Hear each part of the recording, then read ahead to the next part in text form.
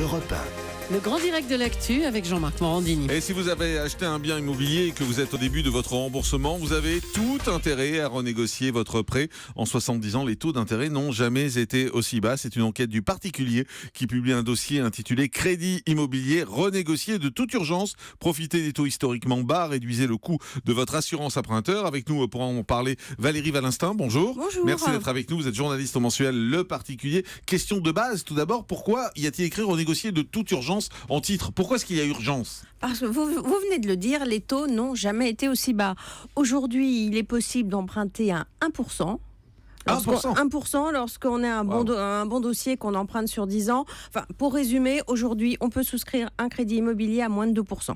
2%, c'est lorsqu'on emprunte sur 25 ans. Ouais. Alors, ce qui est gênant, c'est quand on a des crédits, on se dit oh là là, mais dans quelle galère je vais me lancer pour renégocier mon crédit immobilier? On ne sait pas par où commencer, on ne sait pas comment s'y prendre. Est-ce qu'il y a une façon de procéder? Alors, il y a plusieurs pistes.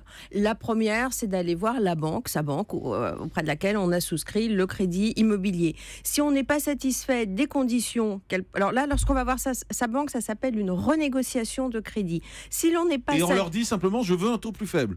Ah oui. Et comme ça, sur votre bonne tête, ils vont vous le donner. Sur notre bonne tête et sur la bonne qualité de nos comptes. D'accord. Et sur la bonne gestion de nos comptes aussi. Si on a payé régulièrement, si on n'est pas dans le rouge. Voilà, si on est un bon client. Et même si on n'est pas un très bon client, ils vont accepter, en règle générale, la banque va accepter, simplement le taux proposé ne sera peut-être pas le meilleur. Donc si on n'est pas content des conditions proposées par sa banque, qu'est-ce que l'on fait? On va voir soit les établissements bancaires concurrents, soit un courtier. Alors ça peut être CAFPI, Empruntis, Meilleur Taux, enfin il y en a plusieurs sur la place, pour... dans ce cas-là, on ne parle plus de renégociation, on parle de rachat de crédit. Un rachat de crédit, ça veut dire quoi concrètement? Qu'est-ce qu'on fait? Ça veut dire qu'on paye l'intégralité à notre banque et on en fait un ailleurs. On rembourse par anticipation son prêt auprès de la banque initiale et on en souscrit un autre auprès d'un établissement concurrent. Mais parfois, il n'y a pas des pénalités quand on rembourse de façon anticipée? Il y a des pénalités systématiquement lorsque l'on rembourse de façon anticipée pour faire racheter son crédit. Et ça, il y a peu d'emprunteurs qui le savent parce qu'en général, on a tous tendance à négocier l'absence de pénalité de remboursement anticipé. Si en effet, on achète un nouveau bien immobilier, donc là en effet généralement il n'y a pas de pénalité. En revanche, si on fait racheter son crédit par un établissement concurrent, là il y aura des pénalités de remboursement anticipé. Donc ce qui veut dire qu'il faut qu'il reste a priori beaucoup à rembourser pour que ce soit intéressant de renégocier son crédit. Si on n'a plus que 2 ans par exemple de mensualité, ça sert à rien. C'est pas intéressant. On considère qu'il y a plusieurs pistes qui permettent de se dire c'est intéressant de renégocier ou de faire racheter mon crédit. La première, c'est qu'on a intérêt justement, vous le disiez, à renégocier dans les premières années. On a coutume de dire les 7 premières années. 7 premières années. Si on est dans les 7 premières années de son crédit, c'est intéressant. Il faut vraiment se pencher sur le dossier. On peut se poser la question. D'accord. Mais il est évident que si vous avez emprunté 100 000 euros ou 500 000 euros, ce ne sera pas forcément la même chose. Mais on se dit que ces premières années, c'est voilà. Après, ce qu'il faut aussi regarder, c'est la différence de taux entre le taux de l'ancien crédit et le taux que l'on vous propose pour le nouveau. Il faut qu'il y ait combien d'écart à peu près pour que ce soit intéressant? À partir de 0,7, la question mérite d'être posée.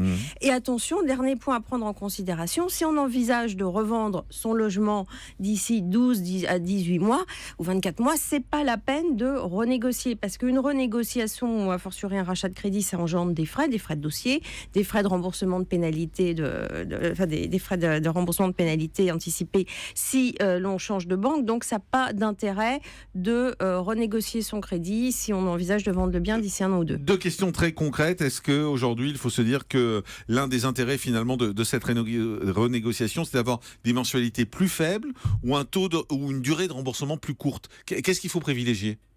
Alors, si on a les moyens de le faire, on gagne le plus d'argent lorsque l'on réduit la durée de son crédit. D'accord. Mais donc, vaut mieux réduire la durée si on en a les moyens. Compte tenu de la situation économique, la plupart des emprunteurs qui renégocient préfèrent avoir une mensualité moindre. Mais c'est pas financièrement le plus intéressant. Et autre question, effectivement, qu'on peut se poser si on va renégocier son crédit, est-ce qu'on prend un taux fixe ou un taux variable? Parce qu'on nous pose toujours cette question quand on est à la banque et on ne sait pas, parce qu'on se dit, bah oui, mais ça peut peut-être baisser encore. La question n'a plus lieu d'être. Ah bon? Aujourd'hui, on prend un taux fixe. D'ailleurs, il y a eu des statistiques récentes. Il y a quasiment plus de taux variables. On prend plus de taux variables. Non, aujourd'hui, on prend plus de taux variables. On prend un taux fixe. Est-ce qu'il y a des banques qui sont plus intéressantes que d'autres si on veut aller renégocier ses crédits? Ça dépend du profil. En fin de compte, on s'aperçoit que les banques cherchent à capter certains profils d'emprunteurs. Donc, vous pouvez tomber dans une banque qui cherchera de jeunes emprunteurs, une autre qui, au contraire, pendant quelques mois, privilégiera les quinquagénaires bien installés dans la vie. Ça dépend des moments, en fait. Ça dépend des moments et ça dépend de la politique commerciale de la banque. Il y a beaucoup de banques par Internet. Elles sont intéressantes en ce qui concerne les crédits immobiliers ou pas spécialement? Non, pas spécialement. Après, on passe par un courtier et puis on voit ce qu'il vous propose si on souhaite changer d'établissement bancaire. Donc votre conseil, c'est quand même de passer par un courtier. C'est aujourd'hui le plus sûr parce qu'il va vous proposer le taux le plus intéressant. Quitte à revenir voir sa banque avec le taux proposé par le courtier. Ah oui, on arrive avec le taux proposé par le courtier, on dit voilà ce qu'on me fait. Si vous ne me faites pas le même, je pars. Ça peut marcher. Ah, bonne idée. Merci beaucoup Valérie Valinstin d'avoir été avec nous, journaliste au mensuel Le Particulier, avec cette grande enquête crédit immobilier, renégocié de taux d'urgence. C'était parfait, c'était concret. Merci beaucoup.